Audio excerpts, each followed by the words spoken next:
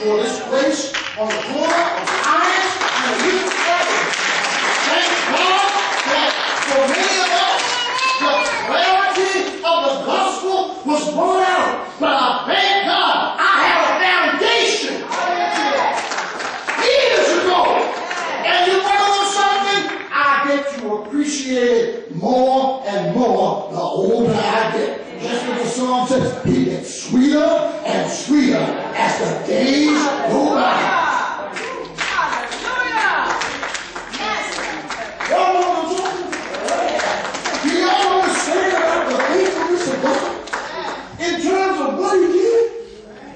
Some of you know that as you heard stories of your parents and grandfathers, grandmothers, and maybe those of you were able to go back and search even back further, that some of them escaped death by that much and got to where God wanted them to be.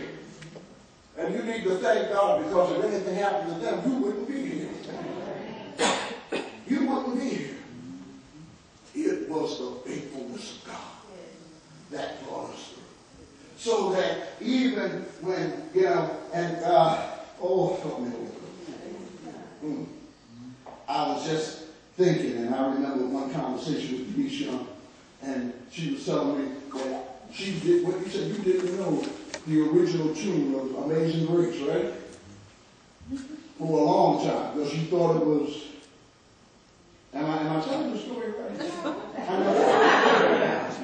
Didn't you tell me when they would do the call and response songs? Thank you.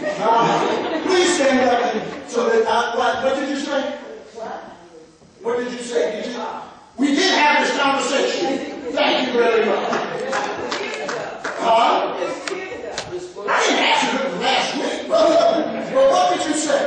Because when they did the devotions in the church, and they did the call and response, they did Amazing Grace, how sweet the sound, Amazing Grace, and the people just sang. There was no hymn book. They just sang. So I didn't know that there was actually a tune to Amazing Grace. Because it wasn't the tune that I had heard growing up. But you heard the words. The words I knew. You knew the words. And you know what? I knew the words. But then I heard this tune. I like the one, y'all heard me do it a number of times in the call and response. I was a wandering sheep. I did not love the fold.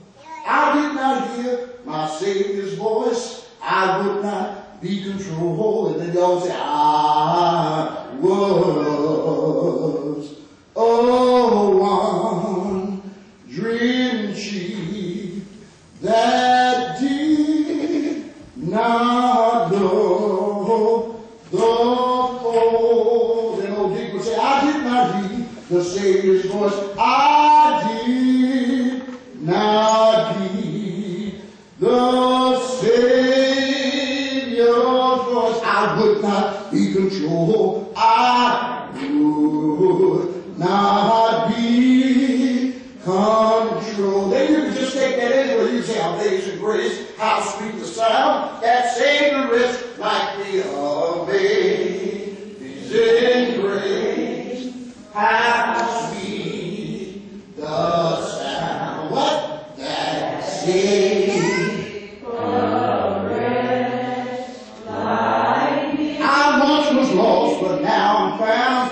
I once was lost, but now was blind, but now I see.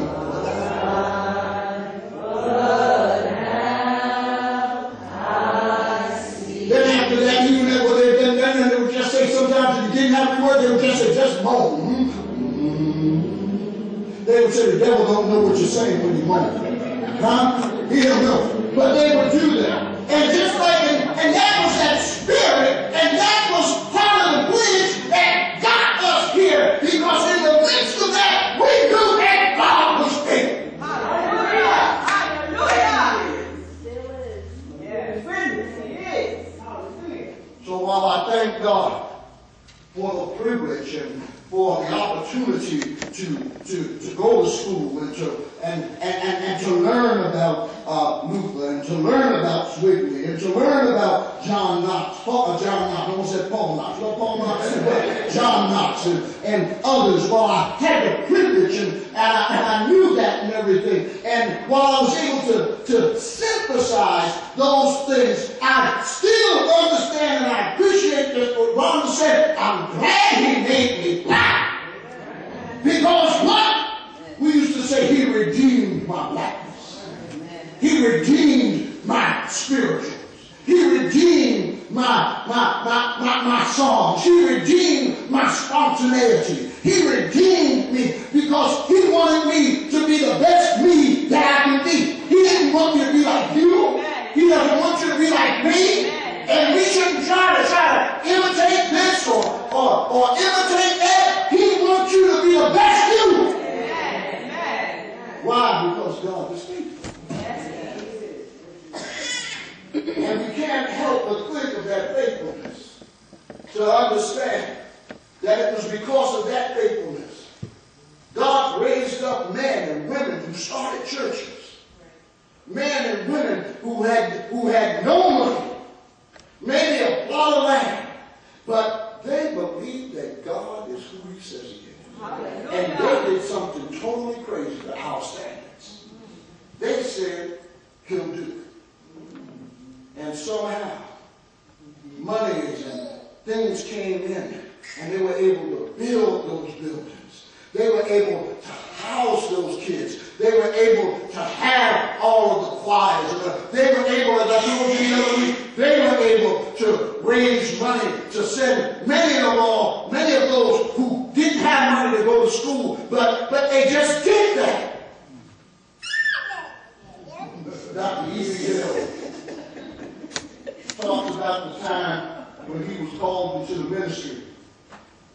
And he said that he didn't want to be a neighborhood preacher. And he felt he had to go to school, and he was from Sweet Home, Texas. And he says, nobody went to college in Sweet Home. He said, not even the white folk. He said,